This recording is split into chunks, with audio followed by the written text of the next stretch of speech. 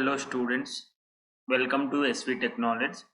In this video we are going to learn structure of database management system, that is query processor, storage manager, disk manager, data storage, etc. Before going to the class, please do subscribe to my channel. Structure of DBMS. Before going to the structure of DBMS, I am going to give slight information about or introduction about database management system.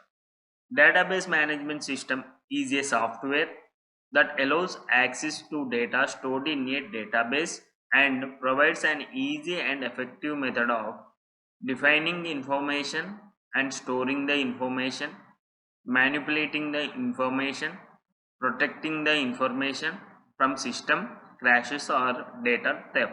Here we have to know what is data theft also. Data theft means when somebody steals the information stored on databases and servers.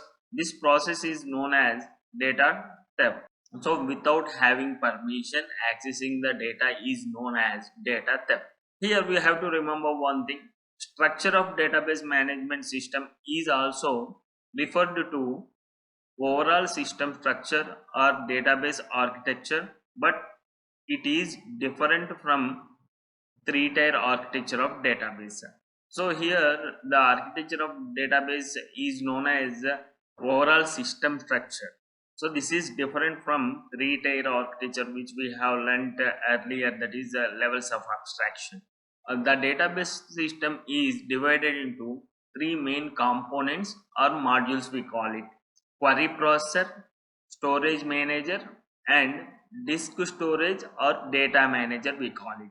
These three are explained clearly in this video. First one, query processor. It interprets the request is also called as query here, received from end user via an application program into instructions. It also executes the user request which is received from the DML compiler. DML means data manipulation language. Query processor contains the following components. Query processor is a module. It contains some components, and query processor has some responsibilities or functionalities for it. That is DML compiler, data manipulation language compiler. It processes the DML statements into low level instructions, that is machine level language, so that they can be executed. Next one, DDL interpreter. It processes the DDL statements. DDL statements means DDL commands, that is data definition language commands, into a set of table containing metadata. Here metadata means the data of the data, source data we call it. Embedded DML pre-compiler. It processes DML statements embedded in an application program into procedural calls. Last one, query optimizer. It executes the instruction generated by DML compiler. This is about query processor. So coming to the storage manager.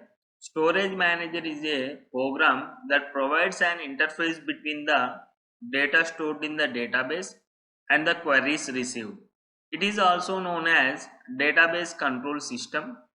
It maintains the consistency and integrity of the database by applying the constraints and executing the DCL statements. DCL means data control language commands or statements. It is responsible for updating, storing, deleting, and retrieving data in the database. It contains the following components: authorization manager. Authorization means having the access to the data, that we call it authentication or authorization is anything. It ensures role based access control. It checks whether the particular person is privileged to perform the request operation or not. It checks whether the person have the permission to access the data or not.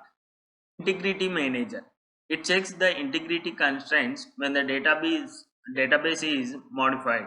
So it checks the integrity constraints like primary key, foreign key, and everything. Okay. Transaction manager. It controls concurrent access by performing the operations in a scheduled way that it receives the transaction. Thus, it ensures that database remains in the consistent state before and after the execution of a transaction or not. Next, file manager.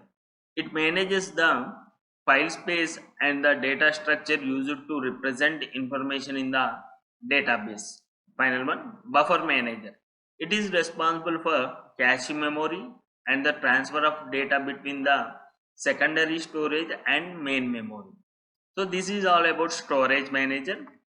Next, disk storage.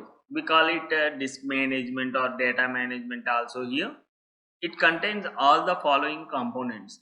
Data files. It stores the data. The file which stores the data is called as data file. That's it. Data dictionary. Very important.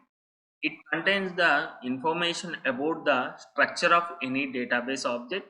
It is the repository of information that governs the metadata. Metadata means the data of the data, which is we call it source data also. Indices. It provides faster retrieval of data item. It is the address of data value, we can call it. Okay. So here we have to know some importance of data dictionary, because data management, everything run based on data dictionary only.